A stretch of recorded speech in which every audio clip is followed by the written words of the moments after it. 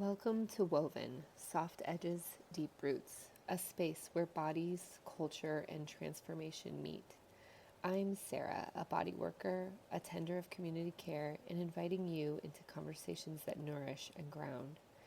If you love exploring the intersections of healing, creativity, and belonging, consider supporting this work on Patreon. Your generosity helps sustain the quiet labor of community care and keeps these conversations flowing. You can also connect with me on Instagram and TikTok. Links are available in the show notes. Now, let's dive in. Hello and welcome. My name is Sarah Newberry. I am a barefoot massage therapist and continuing education provider and somatic body worker. And we're here to have a really exciting conversation today. I would like to welcome Rachel here. Tell me and our listeners a little bit about you. Hey, so I'm Rachel Wolff. I've been a licensed massage therapist, body worker for 18 years now. Well, 17 technically, going on 18. I'm located in San Antonio, Texas. I'm the founder of Perfect Partner Massage, Mama Bear Massage, my current practice. Like Sarah, I'm a somatic body worker, massage therapist, educator. Yeah, we're going to be talking about all of the things. One thing that I'm very passionate about talking about is all things related to communication in terms of speaking to the massage therapy community and helping uh, my high vibe tribe and the LMT community basically develop better skills in this area. Because I think it's just going to help everybody in the industry, elevate the industry, elevate the perception of what we can do, and then, of course, elevate the experience our clients get. Yeah, because the soft skills are something that we don't really learn in massage school, right? It's the communication skills, it's the kind of like energy presence that you bring to the space. And I really believe that it's what attracts our clients and creates loyalty with our clients with us, right? Because they're coming to see you. I feel like that's something I've learned a lot over the years is that um you can take all the continuing education and you can be certified in this and an expert in that, but at the end of the day, your clients are often coming to you. Yeah. Even that's right. Even if you're inside a larger group practice or a larger business that's very branded, it could even be like a global brand. Um, and they may not be coming to see you individually. I mean, to be honest, like if you're working at the Four Seasons Spa, you know. But that's what I love about this industry too, is there are so many different places and spaces to fit in. And talking about things like authenticity, which is what we're going to jam on today a little bit. Um, and as I always talk about it with the ABCs, authenticity being the A, and then boundaries and communication being the other two. So they all go together. You can really apply those skills wherever you're working, and you're going to see, as they say in the corporate world, the needle's going to move. You're going to have better KPIs, you're going to have better outcomes, you're going to have better success. So it really doesn't matter what the framework of the work is. What we do is highly relational. Mhm. It's transactional as well. We're getting paid, the spa's getting paid, someone's getting paid, but it's a relationship because we're dealing human to human.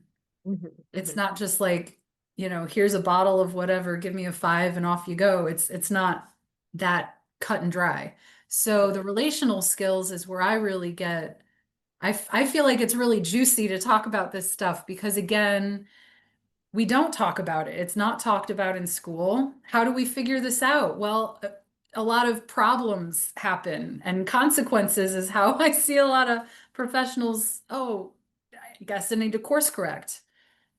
Yeah, absolutely. I mean, I think that I know we'll talk about boundaries at a different time, but I think that there's a notion because as a continuing education provider, I see students come in from all over different states, and I always ask about their core education and other continuing education that they've experienced. And I get a sense that in our country and in our culture, there's a lot of conversation about boundary, but it has a lot to do with like don't do happy endings or things like that. But there's not really a whole lot about how do you actually show up as your true and authentic self while also being able to enforce boundaries and knowing when is the time to like flex on boundaries.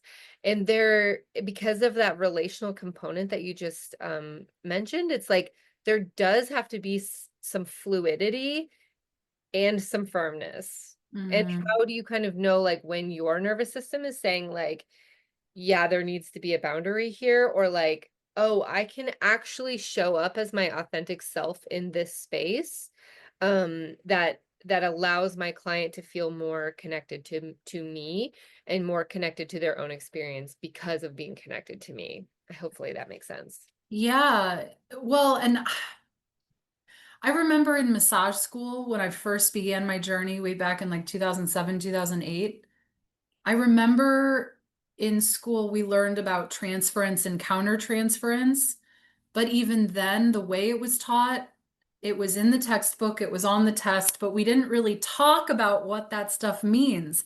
Mhm, What that stuff means is boundaries. mhm. And before I get too ahead of myself, I mean, there's all different types of conversations out there and frameworks out there to talk about boundaries and what is authenticity. And the three selves framework is one that I like to use. And it talks about there's the authentic self, the adapted self, and then the performing self. So the authentic self is basically, I'm going to paraphrase my interpretation of this, but the authentic self would basically have minimal boundaries and highly permeable between how you are in all spaces across the board. So you're just ubiquitously your authentic self, and we can define that separately. But unapologetically yourself, if you want to put it that way, genuine, insert whatever definition. And then the adapted self is that middle place where there's some boundaries you're adapting based on where you are, the circumstances, blah, blah, blah, who you're with. And then the performing self where there's like, you're doing everything for everybody else. You're really not showing up authentically. You're showing up in a performing kind of way. You're behaving the way you think others want you to behave. And so it's kind of this like, it can be very confusing, very stressful to be performing and not just rooted in your authenticity. Yeah, so I'm kind of curious if you feel, well, because I'm kind of a nervous system nerd, and a somatic focused person, when you're in the flow of feeling authentic, do you feel that in your body somewhere? Yes, of course. Well, you asked that as a question. I love you for asking it as a question. Do you want to talk about it as a statement or do you want me to answer? You just take it and run, Okay. whatever way you want. Because I think you and I would probably have the same sort of answer to this. But yeah, the authenticity, I think, in your nervous system, you feel confident. You feel a sympathetic activate, kind of let's go, like I'm me. And it's like a personal power kind of feeling. Not power in that you want to overpower anyone else, but a personal power, meaning a self-esteem, a personal confidence. The word I love to use is alignment. That's less of a somatic or sensory word, but when I think about authenticity, alignment is like almost an interchangeable word to me. And for me, that I also think chiropractic alignment. So in my body, I feel straight. I feel like everything is working the way it should be working. Yeah, I'm a very visual person, and or I tend to like gravitate toward visual expressions of those things. And when you were saying like confident and aligned, I was thinking like I was literally feeling like vertebrae like click click click click right on top of each other, like almost in yoga whenever they say like move one vertebrae on top of the other one. It was like that's what I was kind of envisioning, of like an alignment, a Yeah. shaping, a like clear path so that everything can kind of move and flow. Yeah. Not to take us off the path or whatever, but I teach this really cool workshop where we talk about that in terms of Maslow's hierarchy of needs, because a lot of the time we're trying to thrive while we're surviving, which is possible, but sometimes it's a bit of a cart before the horse kind of situation. Mhm. So the workshop entails identifying all your pain points. Okay, where do these pain points really stem from in terms of like urgency? And What should I focus on first?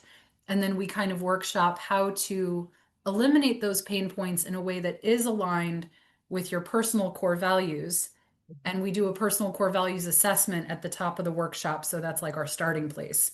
And it's so fucking cool and fun. Um, Excuse me for cursing. Are we allowed? Okay, good. Because I'm, If it feels authentic, I'm into that's, it. it did. It felt right. So I just let it out. Yeah. But yeah, I think a really good place for a lot of people to start maybe is to just take a core values assessment and just say, like, what are my core values? A lot of people don't even really know what those are. And according to Carl Jung, those are kind of formed in us, in our psyche by the time we're around age 10 or 11.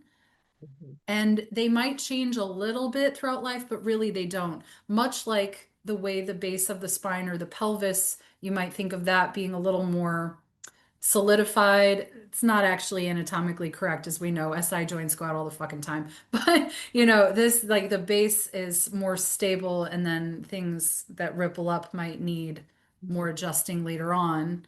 Um, You like, know, there's a Oh, Mm. sorry. There's a really cool deck actually. I'll have to look it up, but I have it and it's like a deck of values.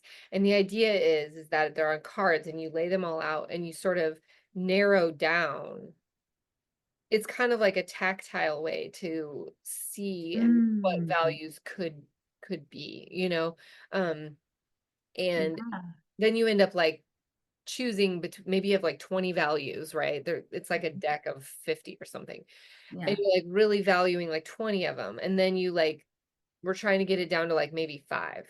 And so Hmm. kind of like you really have to choose which ones are the most important. And then I think it's also really cool because if I'm remembering correctly, there is also on the backside kind of a little blurb about what the value means because sometimes those things that we think we value, once we really understand what they are, they might not be as like our core values, you know? Absolutely. Yeah. So, what you just described is one of two ways that you can really go about sort of figuring out what are your core values. The way you just described is the affirmative way, where you look at a list and what resonates the most. And I love that you have cards where you can actually have a bit of a sensory experience with connecting with your val. That's very cool. I might steal that idea. Yeah, I'll find the deck that I have and uh, Cool. Yeah, yeah. Next time you see it, just shoot me a text of it or something. But I usually have everybody go through a list and highlight or, workshop it from 20 or so down to 5 to 10. But the second way that you go about it, and sometimes it's faster and more powerful, is think about a time that you were triggered. Now, I don't mean from your husband or somebody in your intimate life that is a little bit different. Maybe not, but I mean like if you're out in public somewhere or at work or somewhere with some person or something happens that just really triggers you, and maybe it's especially powerful where like you have to ruminate about it later. Like it just really gets under your skin. Most of the time when something like that happens, it's because one of our core values is being stepped on or poked or fucked with in some kind of way. mhm, So I think about an example from my life, and this can also be from years and years and years ago. I mean, if it is unhealed, unresolved, and stored, use it. It doesn't have to be from last week to still be relevant. It can be from a decade ago. It's still your core values. But I remember an old boss of mine was so close-minded. Ugh, he used to trigger the fuck out of me. And that's because I think open-mindedness is something I really value. And just collaboration and communication, all these things. So when I was workshopping that, I was like, okay, what are the core values that are being violated here? I might come up with like three or four, right? It's kind of hard to pick one. Same thing when you're going through the affirmative way, you might have like four or five that are kind of the same. Like on my list, truth and authenticity. And I had to kind of split hairs, you know? I don't know if you've ever had to split a hair, but you usually have to split some hairs when we're going through this thing.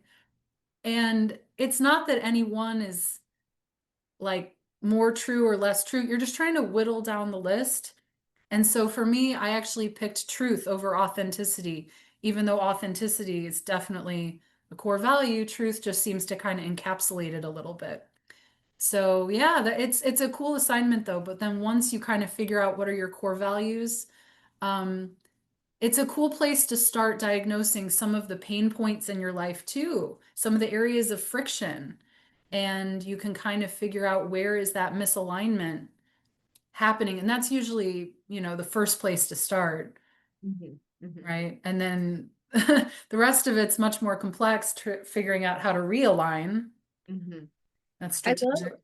I love kind of how you are taking like workshopping it almost backwards. It's like, oh, Mhm. I remember an experience and like from, a trauma-informed place over here, I'm just thinking like try to choose something that's not supercharged, right? Like that's Yeah. maybe do a little charge or a medium charge or something. Don't take yourself all the way off the Yeah. like the cliff there. But I love that playing with kind of those um things that happened that were like rough and challenging and like looking at it from a different perspective. I'm curious when we talk about authenticity, feeling like alignment, feeling like flow, feeling like this feels good. I'm wondering if we could talk about like almost the opposite of that because I'm sure that that is a really comfortable place for, well, like comfort in the discomfort, Mm. We're like so accustomed to feeling, um, I think some people call it masking or like, feeling like you sort of Mm. have to perform a certain way.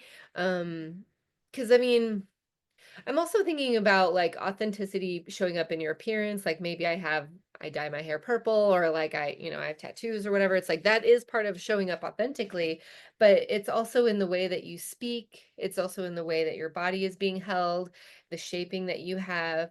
Um, and so there's a lot of things that like can like as a person who's kind of hyper vigilant, right? I can see a Mm. person, see their shaping and feel, oh, this person is in their authentic flow.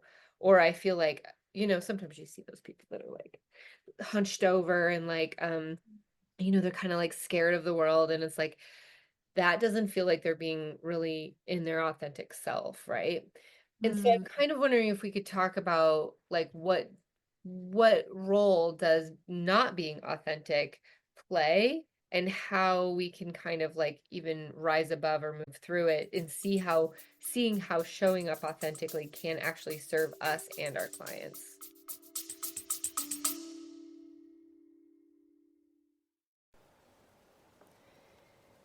Hello, friend. If today's conversation is resonating with you, I'd love to invite you deeper into the Woven community. When you join Patreon, you're helping sustain the quiet labor of community care, supporting the life and work of a body worker and tender of soft spaces. Even small contributions ripple outward and make this work possible. You can also follow along on Instagram and TikTok for somatic practices, reflections, and ways to stay rooted in your own soft edges. All the links are in the show notes. Now, back to the episode. When authenticity goes wrong. There you go. So, so many cases of this too. And this is why it's kind of impossible to talk about authenticity without talking about boundaries and communication. Right. And that's why it's like it's always the ABCs with me, because your authenticity is your A, right? And then boundaries is how you protect your A. So when we're talking about purple hair at work, that might feel really good to you, right? That might feel really aligned. But what if your work has a policy against funky, fun colors of hair? You can try to go in and negotiate that, and hopefully they'll be willing to work with you and you can figure out some happy middle ground that satisfies both parties. But if that's a no go, you're going to have to weigh out, well, how important is this decision to me against all of the things that would be in benefit of me keeping this job. So it's constantly a negotiation process when we're talking about boundaries. And then, of course, the communication is how we negotiate or have that conversation or show up to that conversation. And it's really all of the fine details and the granular parts of how are we communicating our boundaries to protect our self, our A. And it depends on where we are, is what I'm going to say. When I teach about the ABCs, I always talk about the three sort of sectors of our life being the professional sector, the personal sector, and then the private sector. And the private sector is really your inner life. Okay. And then personal is kind of everything outside of work, as far as I define it. So personal is definitely the biggest one. But what I see from a lot of people in the massage community is showing up to work as the same way that they show up in their personal life. And that's where I'm seeing a lot of consequential behavior happening. And whether it's between the employer and the individual LMT, or just the LMT in private practice, and who has ultimate freedom and autonomy to show up as authentically as they want, but there still might be some consequences there between their clients not experiencing that very well. And we could talk about that a lot too, because I think there are some pros and some cons to showing up as your pure, authentic self in a professional space where you are completely in charge of it all. Like, I'll be honest, I'm in private practice right now, and there are some times when I feel very inclined to slip into personal mode. I'm obviously a chatty Cathy. I'm very personable. I love people. So it's very natural for me to want to slide into that. But, and I'll just share this from my personal life, because I don't want to like proselytize, like, this is the way, but this is what I've learned is back in the day when I was in the early days of Sunflower, like 2011, 2012, like over a decade ago, I felt like I was still very much a people pleaser and I wanted to be liked more than I wanted to be respected. And that was driving me to show up without healthy professional boundaries all the time. And that pertained to the way I related to my clientele, that related to the way I related to my staff and other people in the community. But it was really more consequential when it came to staff and when it came to clients. And what I learned is over time, the more you shift into having healthy professional boundaries where you're caring more about other priorities. Like for me, I shifted from wanting to be liked to wanting to be respected, and not even wanting to be respected, but just wanting the machine of the business to operate and be less stressful for me. Honestly, it was for my stress relief that and I had to adapt new boundaries. So I kind of fumbled through, and also in my personal life I was becoming less of a people pleaser, over time. I always say the professional and personal journeys are two sides of the same coin, Absolutely. you know. So that was my experience with understanding the value of differentiating, well, where am I? And based on where am I, how am I going to show up still authentically me, but just with a few boundaries, a few frameworks of, okay, I'm here. This is how I am when I'm here, right? And just little shifts. Because to answer your question, when authenticity goes wrong, or, when there's friction there, it can feel like all kinds of ick, Mhm, mhm, right? But what do you do with that icky feeling, and how much control do you have to, or influence do you have over your external factors? Sometimes we have, in order to make it work externally, we have to shift internally. And I think that's the starting place, is let's just have a conversation about, well, maybe what are you doing currently that's not actually serving you, mhm, mhm. that you can influence and control?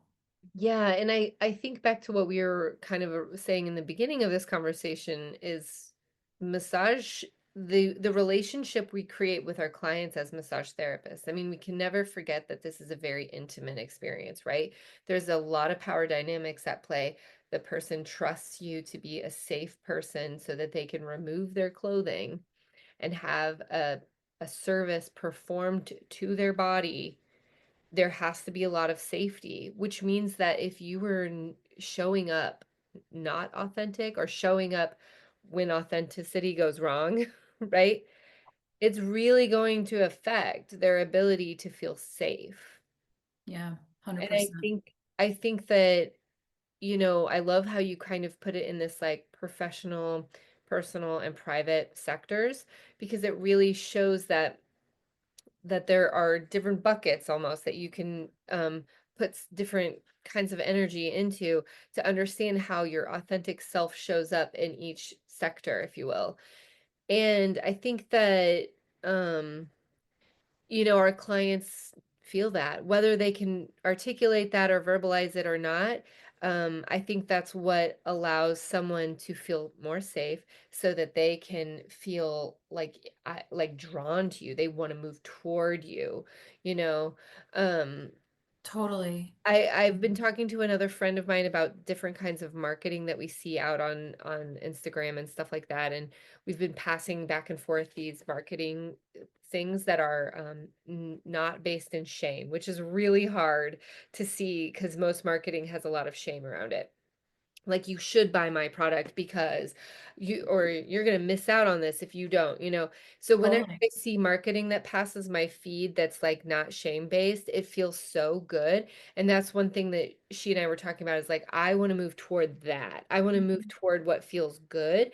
And that is almost every single one of them that I want to move toward is like someone standing in their authenticity. They're like, this is what I'm making a stand for, this is what I believe in, this is what I care about.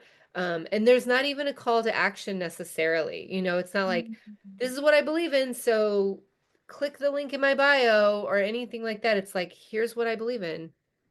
And there's sort of a certain energy about like, yeah, I want to move toward that. And I feel like as we talk about authenticity, it's so important, not only in the way that we talk to our clients, right? That because they're going to feel that, like we've said, but it's also like in our marketing, it's in how we set up our policies and then enforce them. It's all part of um being authentic. This is something that I've, you know, before COVID, I had like a practice of 8 employees, and with COVID, I took that opportunity to come back to only being by myself. And with that meant that I could choose my policies and enforce them in the way that I wanted to. Before, whenever I had a staff of people, I had to enforce the policies because they needed to get paid. They needed to keep their things moving forward, right? Mhm. Well, I'm a mom of 4 kids. Like, someone's always sick, someone always has baseball practice, and I'm moving my clients around a lot. Um, Not so much these days, but um now I have this like clientele base that are flexible, and they move that. So if I'm going to move things around because we've got the flu or something, like I better be ready to move things around whenever they have something. And that is goes so against all the like conventional advice on boundaries and stuff.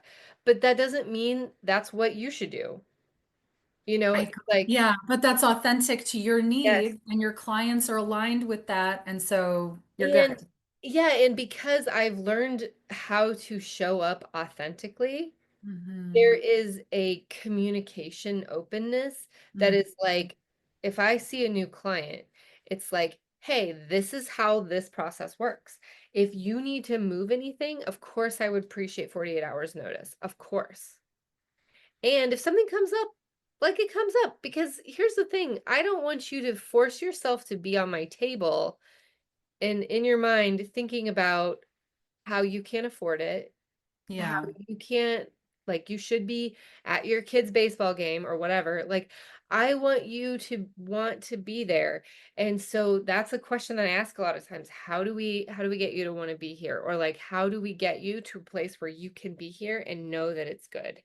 Oh, I love that. You care about your clients so, so much, Sarah. I love that. I mean, I Yeah, do too, but just like the way absolutely. that you operate, it's just so clear that that is your values in practice from the first conversation you have. And so what you're really doing very organically and tactfully is you're setting that expectation right from the start. And so clients know exactly what to expect from you. And I think when where you get pain in a relationship is where there's unmet expectations later on. Exactly. So you've preempted that by just showing up as you from the go, and Yeah, and they know. But the other thing before I forget is that I doubt you would ever change anything um, while you're in that sacred container of being in the session. So, in other words, I hear you saying, oh, yeah, we'll go back and forth as far as things like session time, or when things come up, we stay flexible. But that same kind of looseness is not to imply the level of care once you're in that sacred container. Then, I mean, I absolutely. know how you work, but just uh, piggyback on that a little bit because I feel like that's important to talk about. Yeah, absolutely. Because so the other thing is like I very rarely have people cancel. I very rarely have things that come up. Um, but if I did, I would know in my body when things felt misaligned. I had it happen maybe a year ago. There was a guy coming in and the things he talked about did not align with my personal authenticity, right? It did not align with my professional authenticity either. And, he's not in my practice anymore. And I didn't have to go through a big, huge thing, but I was ready for it.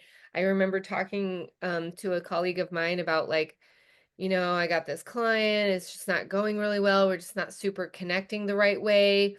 I shared more details that like I'm not going to share here, but um I prepared for that awkward, difficult conversation about how we weren't going to be a match anymore. And it ended up he went somewhere else, I don't even know. But it's like because I've done so much of this like authenticity work, my own personal healing, my own nervous system work, I can feel whenever things are like not going to go the way that I want to. I can also feel where sometimes I do need to be a little bit more firm with certain people, and certain people can be more fluid. Um and that's a lot of experience. I've been doing this work since 2008. Like it's a long time of being walked all over. It's been a long time of like you were saying in earlier, like challenges and missteps and mistakes and being like, "Oh, that didn't feel good. Okay, here's how to fix it." And I Mm. mean the same thing with like even after all these years, I still screw things up sometimes. Like sometimes I still say the wrong things and I'm like, "Oh, that was accidentally offensive," or like, "Oops, that was not the way that should have come out." But I've got the wisdom now to be like, that didn't feel good. Let me try that again. Yeah. And that, I mean, Mr. Rogers, one of my favorite humans of all time, we make mistakes so we can learn. That's how we course correct is, oop, I'm off track. Whoops, whoops, whoops. Um, in fact, that's one of my contradictory statements that I'll sometimes say to myself. If I make a mistake, which if if just like every 5 seconds some mistake gets made, um whoops, Yeah. like instead of the whole guilt trip, beat yourself up nonsense, But just this is okay, where whoops, like moving this right is where along. the personal work has to happen, right? This is where like therapy, coaching, business coaching, we can't do this alone, right? Like we can't do any of this. We shouldn't do any of this alone, right? It helps to have help. Yeah. Yeah, and it's helps to have help, but it also helps to have that like orientation of like that witnessing the reflection back. Like, okay, this person came in, you didn't like that. You didn't like that. Remember, you didn't like that. Even if it's like a pal or a colleague or something, while Um, offering HIPAA and privacy and all that stuff. But um, I think that Oh, I have a thought. I want to interject. So that could be a cool journaling prompt is anytime you're going about your day, let's just say it's a work day and you're dealing with clients and staff and whatever else. Who are all the characters in that part of your world? And anytime something feels ick, maybe find an opportunity to go do a quick voice memo or however you like to journal. I do selfie videos. That's my personal journaling method. But do a quick journaling about it and then maybe later reflect back to find the patterns. Mm. That could be a cool thing because I think so much we have these ick moments and then we're so habituated to rolling with it and not pausing. Yeah, this is also making me think too, we're kind of unicorns, right? Because they say the average shelf life of a massage therapist is like 6 years. So Oh, I know it's like you go to school and then I didn't know it was that low. I mean, that was a stat from a long time ago, so it might be different now, but you and I both have been in this industry for a long time. And I feel like all the things that we're talking about and the things that we're saying, like, how do you run a business? How do you communicate with people? I wonder if some of these things that we're talking about are things that we've kind of ironed out because we've been doing this for so long. If someone gets out of school and they go and work for like a chain or a big box, which by the way, there's so much opportunity for experience there, right? It's like Yeah, yeah. hands on bodies, get your hands on bodies, right? That's always what I recommend to fresh out of school. Yeah. Yeah, and like there's an opportunity to play with those communication things. I know there's like not a lot of time to do that, but I think that there's that opportunity there, right? But if this industry doesn't go much beyond 6 years, which granted, like that's an average, so people are in there way longer than 6 years, like us, right?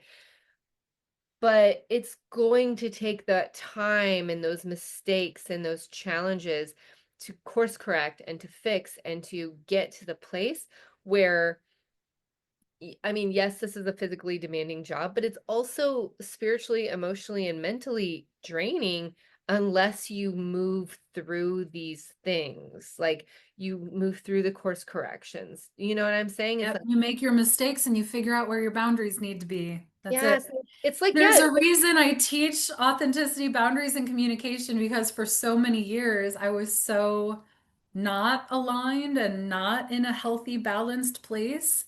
I was giving way too much. I was burning out way too fast. I mean, I could build a ladder to the sky with all of the mistakes that I've made within my own learning journey. So, yes, authenticity is something that is absolutely precious and worthy of preserving and protecting, which is why we've got to have the boundaries and then the communication to reinforce, right? yeah, absolutely. And it's why I've created separate courses for it because it's way too much to just dive into, quickly. Totally.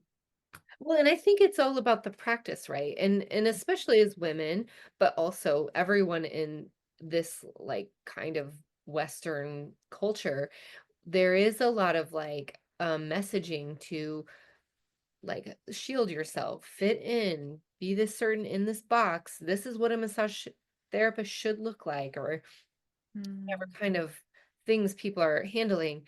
But I do think that it takes that practice, even if it's a somatic practice, like I was kind of alluding to also is like, what does authenticity feel like? Can you feel it in your body? Can you recognize it?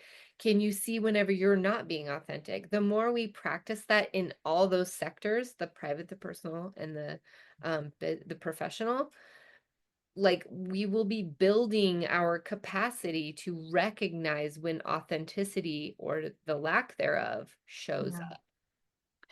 And interestingly enough, when you asked me what it feels like earlier and I gave these answers, what I should have added, I'm glad I have a moment to insert this now. What I've realized, I think I've always, danced to the beat of my own drum and been a free spirit and all these things. But the more I live in alignment with my authentic true self, and I go through that core values assessment every so often. I did it with some friends the other day. Um, but it's a lonely place too. It can be. There's a paradox there because it's like the more authentic you get, the more singular you are, the more expressive of that singularity you are, which can be a magnet for people, the right people and the wrong people, married to a narciss or ex-husband was a narcissist. So anybody else that, yep. I know it can attract the wrong people when you have a bright light that shines very strongly. So you can attract and you can, so both kinds of people will be drawn to you. there's even more of a need to have boundaries. The more authentic you get, the more boundaried you need to get to protect yourself, or else consequences happen. Mhm. And sometimes they're pretty big. Mhm. So, but that feeling of, oh, I'm getting more and more authentic, meaning more and more in my truth of self, that might mean that some friends have got to go. That it may be as you heal from your people pleasing, you realize you've been chasing and you want to stop chasing and start attracting. Like the energetic shifts that can happen as you heal and become more and more, um, I guess, solid in your demonstration and your practice of being an authentic human.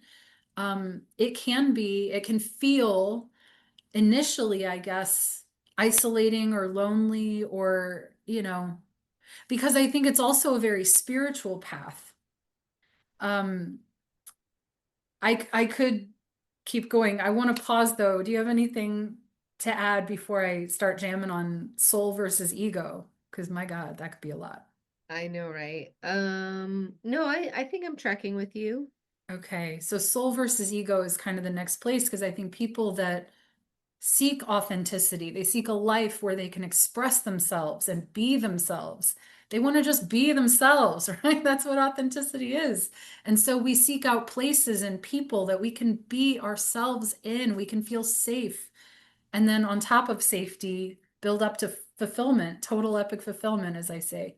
Um, but as we're seeking that out, I feel like that comes from a soul journey where we're seeking truth, we're seeking inner peace, we're seeking connection, right? And not just external connection, but with ourself too. We're seeking deep connection with deep parts of ourselves and alignment with all of that. And the ego is something that um, takes us into maturity. It says, I am Rachel Wolff, body worker, massage therapist. Like my identity is very well enforced and supported and created by the ego.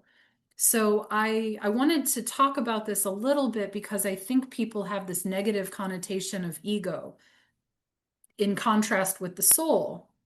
And I'm here to say that the ego is something that we need, and we need to just make sure that it's not behind the wheel of all of our decision making, right? Um, but we have to have it. We have to have our survival needs met.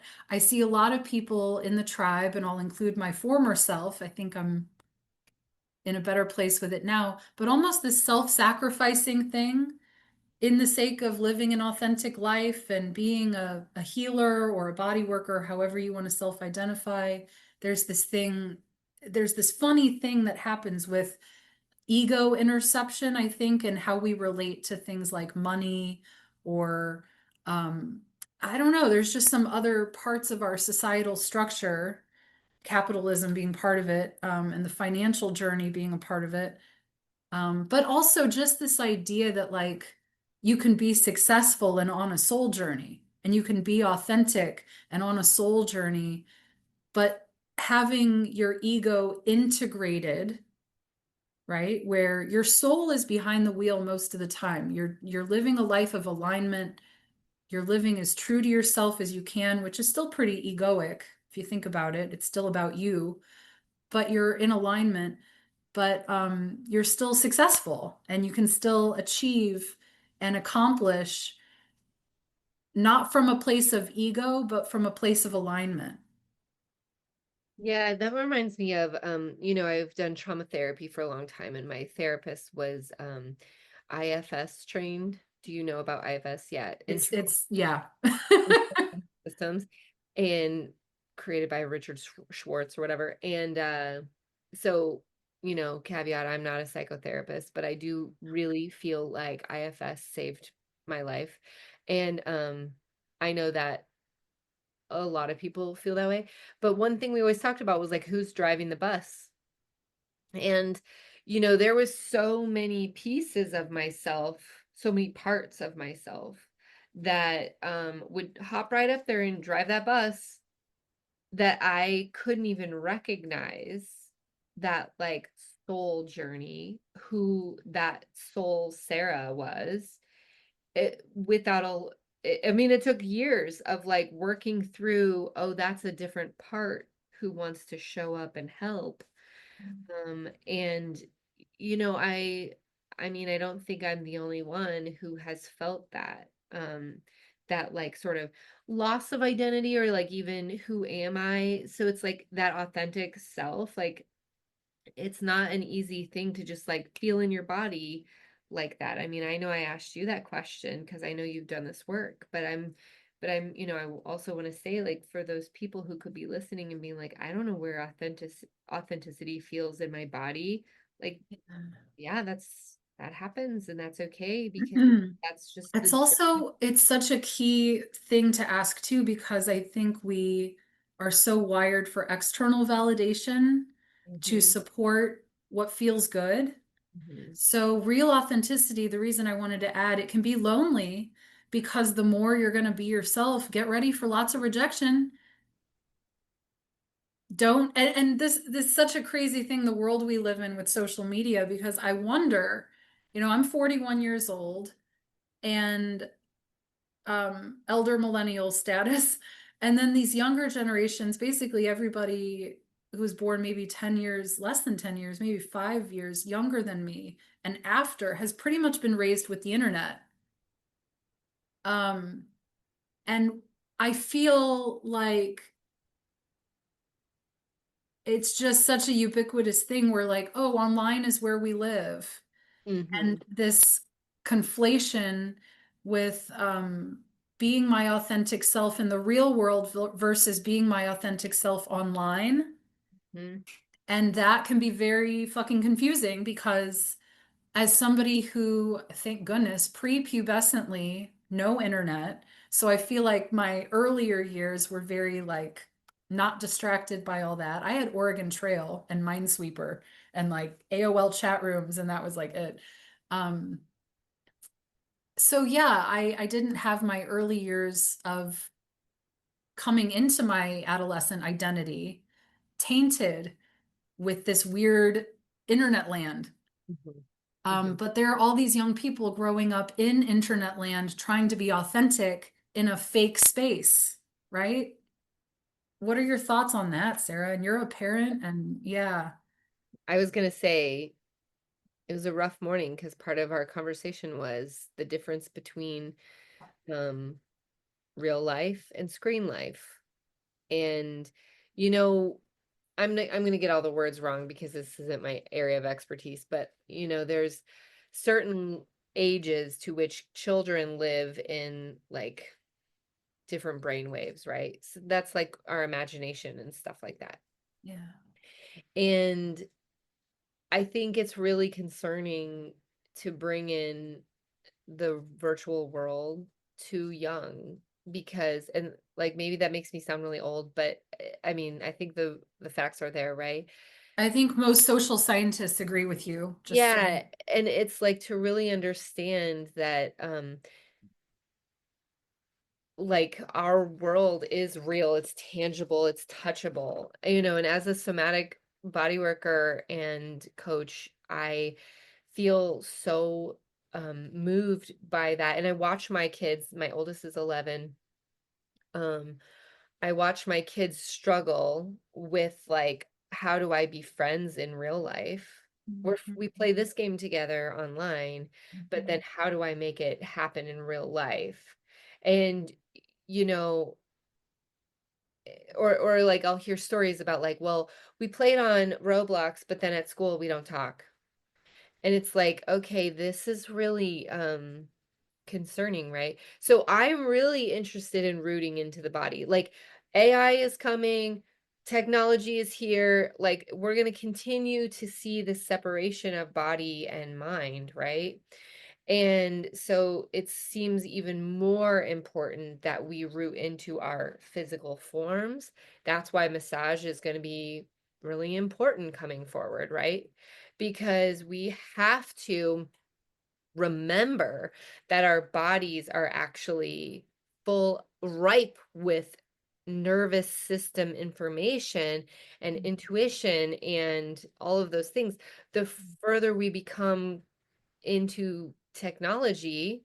I mean, I just watched one of those shows that was talking about AI the other night, AI slop, and they were saying how sometimes these, especially older than us, like boomers or whatever, are really struggling to know the difference between an AI generated image and like an artist image.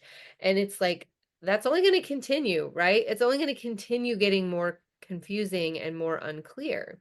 So when that gets to be to the top of our capacity to understand, our bodies will always be here ready for information. So I think it's just really important that we root into the body as much as possible. We have experiences with sensations, have experiences with sensory input, whether it's massage, because that's what that is, right? Or a hot bath, or like, Yeah, Play-Doh, yeah. or like whatever. A physical um, feeling of safety, a grounding, a physical grounding in the nervous system. And Okay. I think that if my kiddos are having these things about, and like that's all part of this authenticity conversation, right? Because yeah, how do you show up in Roblox versus how do you show up in real life? I mean, at some point we might be adding a private sector, personal sector, professional sector, and like online presence or something sector, because Yeah, it really does feel as if there's this like whole other life that's being led online. Um, yeah. and I And mean, when as I talk about things happening online, I'm like, let's be clear that this is more about public perception and optics. It's really, and yes, like on Facebook, the people we know that, and that to me, 2007, Rachel getting into Facebook for the first time, that's how I was introduced to Facebook, was it was you and your friends right. chatting, and now it's way eons past that, Well, but and it's as still small, fake. yeah, absolutely. As small business people, like there are people who are creating content for money, like, and they're, I don't know, maybe living off nothing but that. I have no idea. But I think that, and then I see this in the parent world a lot too, where people are comparing, they're orienting their own lives to people on the internet, and you have to remember that that's all curated and all that stuff. And so then the place of, and this goes back to the marketing piece of like when you're authentic, Mhm. people recognize it and move toward it. But if Mm, you cannot recognize your own authenticity when you're feeling in your body mm, authentic, it's really going to be a challenge to know which way to go, to choose a path to go, right? Which job to take, which client to take or fire. It's mm, really going to be challenging to recognize when mm. you're in your own authentic power if you're not doing that practice. I have a thought. Yeah. So I love everything you just said, and I'm sitting here and my wheels are turning. So have you ever, okay, here's my take on it. I feel like this is my interpretation, okay? I feel like the world is so full of fake bullshit right now, right? Lies and deceit coming at us like pepper spray just everywhere. And buckshot just everywhere, just peppering us every day. And so, as an anti-trend, what we're seeking is authenticity. But I think that's a trend. Like you sent me that article where it was like the anti-trend is actually, how did they put it? Not gross or overt, but it was like very, very big vulnerability.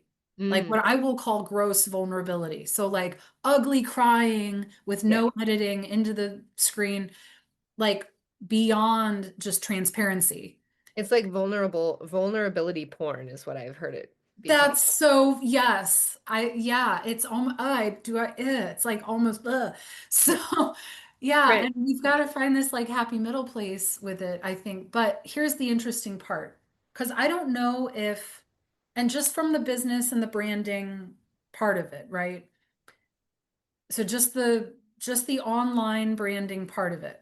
I don't know if people are actually seeking authenticity with brands or if they're seeking alignment with brands. And what they're aligning with is the fact that there's something real talking to them. And that's what clicks because we're sick of the bullshit. When something strikes us as real and true, okay, off I go. But it doesn't matter. Um, well, I don't want to put it that way. The realness is going to appeal to whatever audience. So it's not going to be ubiquitous across the board. It's going to be authenticity as a strategy to find where is your audience, where you're most aligned. So it's not authenticity at all. It's authenticity as a tactic, right? To try to magnetize your clientele. That's why I say it's all fake. Even if it's real, I mean, I put real videos online. I'm not, but it's still fake because it's not a dialogue. It's Mhm. not Right, us sitting in a room right. having a conversation and me listening to you. It's just me.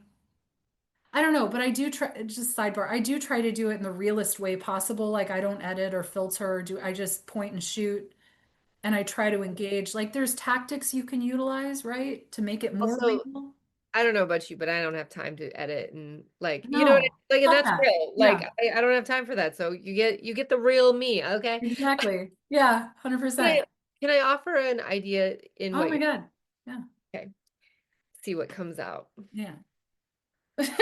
So, it's there's no like denying, right, that we're in this state, the world is in this state of like massive shifting, right? Like everywhere I look, you can look at it politically, you can look at it like astrologically, you can look at it like just in my day-to-day life, you can look at it from egg prices, whatever. Okay. Everything seems to be shifting and very quickly. Okay. Even like COVID was now what, 5 years ago or something? Yeah, 5.5. And we had a baby in 2022, and we were having this conversation about how, like, how even when we had her in 2022, and if we were to have a baby right now, we would feel very, very differently about having a child right now. I'm not going to go into that. I'm just saying that, like, we were reflecting on how the world feels wildly different today than it did in 2022 when we had our most recent child. Okay. So in any time that there's like big major shifts of anything, right? There is a huge level of uncomfortableness to it, right? It's hard to shift like that. And I think that that shift and that like change is what's uncomfortable. And it's that question that you're asking about like authenticity is all fake because like it's not a real dialogue. And absolutely, even this conversation between you and I right now, it would probably be even just a little bit different if we were in person, or even just a little bit different if we didn't know that people were going to be listening to us Yeah, someday, right? yeah, So yeah. like I feel as if we are at this like crest, if you will, that like at some point something's going to have to like break or shift, or like I don't know, maybe the whole internet will just crash and burn. Probably not. But like, do you know what So, I think? It's like there feels like there's this like building up of something, yeah, like the levee to break, or like the dam to like yeah. go through. And I don't know what that means. I don't know what's on the other side of that. Hopefully it's good, but I would guess it's going to be a little bit more uncomfortable before it gets good and flowing. That's right. I mean, and looking back to project forward, anytime there have been massive technological developments, like when the printing press was first invented, there was like not a smooth adjustment period. Like society kind of loses their shit when there's new technology and then it levels out. And Exactly. so we're still in the turbulence of this crazy newfangled thing that it's like the Wild West out there. We haven't organized it and reeled it in, and it's not being governed really, or it is. It's like the Wild West, and it's run by crazy billionaires. And I think it's not a singular conversation about tech because of the power structures that manage and control the tech. all the world's owners, that's a much different conversation. So yes, I agree completely that it does feel bigger and scarier than ever. But if we're just examining the tech piece, I try to stay optimistic. I think probably within our lifetime, within the next 50 years, shall we say. Fuck, I hope it's sooner than that. I hope it's like in the next 5 to 10, but we'll see. I hope there's more regulations around the Wild West space that is the internet, and that there's some governance of it. Um, but is that cart before the horse? Because the people that are the sheriffs of the Wild West are a little vakakta. Yeah, I mean, this I is try very to be optimistic. Yeah. right, me too. And like who knows what'll happen, right? And I get kind of exhausted trying to predict it because one day I'm like, yes, I see something hopeful, and the next day I'm like, oh God. So I don't know, but I do think that it's valuable, right, to pay attention to what feels good in your body. And this is me kind of like summing up our conversation, right? Yeah, sure. Like I do think it's valuable to like notice in your body what feels good and what doesn't, and what feels authentic and what feels when you're having to be like a little inauthentic, because we do have to like navigate the world. We can't always be like crying balls of mess on the floor whenever we got to go to work. Like you got to get up and go to work, you know? I talk about this to my kids all the time. Um, and so, but we do have to have like a visceral somatic experience in what feels that alignment, right? We have to know what that is so that we can see it and like go toward that. And I think that that's to be done in marketing too, whether it's like maybe you're trying to decide what continuing education class to go toward, like um what feels like it's moving toward an alignment in your practice. um Yeah. so I think that we navigating authenticity looks like what feels right and what feels in alignment, and do you know what that is, and do you have the people in your life who you can practice um how to navigate authentic wants and desires, and like food, or should I go to this restaurant, it's in a part of town that I don't feel comfortable going to, so I'm going to say no tonight. Like those practicing moments of feeling authentic, so that when we come back to the treatment room with our clients, we can navigate what feels authentic enough to share without crossing over into boundaries for them or us, you know? Yeah, and when in doubt, slip into the what I refer to what I my trauma informed professional self. When Yep, in doubt, yep, to absolutely. default to less. Less is more. Yep, Um, absolutely. uh, And we do have to build our technique, right? Like we do have to practice our technique, but we also, and this is what I wish more of the massage community would be centering around, right? Is like, yes, practice technique, but also practice those communication and relational skills. Super. always, yeah, always. I always say I feel like that's been the glue for me over my years of practice and solo practice, group practice, working for others, like all the millions of settings and places and all, just having the soft skills, having the communication, having my intake. I teach a class now just on the intake because I've kind of fine-tuned that into like a 5 minute, you can expand it or contract it into whatever time container you have. But like, yeah, the soft skills really do become what allows you to stay afloat on this turbulent river that is going to be your career, because in our industry there is a lot of change and flux and jobs that you're at, but you want to move to this job or you want to move to solo practice or you want to do this or that or the other. Despite all that change, you have to be in touch with what's in here. And I absolutely love that your touch point, your grounding place is how it feels in your body. Yeah. Um, that's such a beautiful, embodied way to navigate the world. I wish everybody could practice those skills every day. And the beautiful thing is, we can, anytime we feel icky, we can start by uh, Well, taking note and journaling it and trying to find patterns. not only we can, but we are practicing it even when we like um override our ability to go to the bathroom or override our Mhm. hunger signals, even when we override like I need to stretch my body but instead I'm going to lay here and watch TV or go to bed or whatever. It's like we're always practicing whether or not we're um being consciously aware of it, and that's what I'm suggesting. Yeah, Yeah. yeah, So, I like it. all right, my friend, next time we're going to talk about the B and the C, and A will probably come back around too if I had to guess, but Yeah, the ABCs, they're yeah.